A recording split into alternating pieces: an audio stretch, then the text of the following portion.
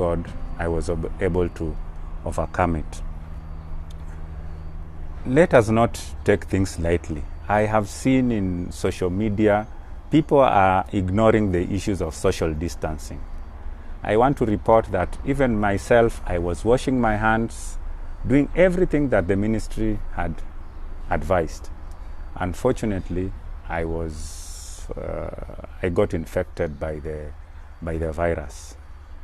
Had I known that I would be infected, I would have done more. Unfortunately, this is not something that you can see with your naked eye. Let us take the issue of COVID and the advice of the government very seriously.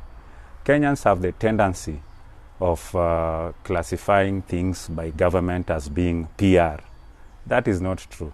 I suffered from COVID, and this is my story. Please learn from it. As Kenyans, ensure you social distance, keep social distance, wear your face mask, wash your hands for 20 seconds, sanitize where possible, stay safe so that you don't affect your family. My family was affected because many people would call them and say, now your kids have been playing with my kids. Why did you allow your kids to come and play with my kids? As if my kids had done a crime. My kids were tested and they were negative. My wife was tested and she is negative. And people should not discriminate members of a family of people who have COVID.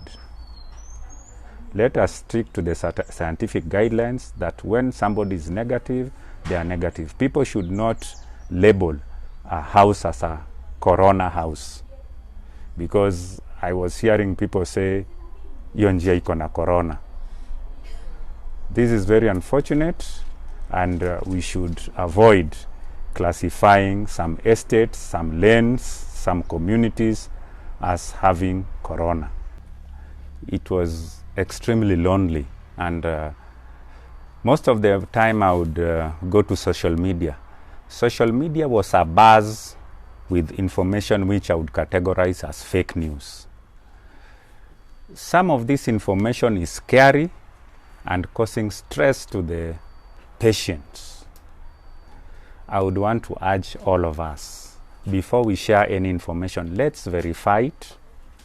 We don't want to create unnecessary panic and anxiety among people.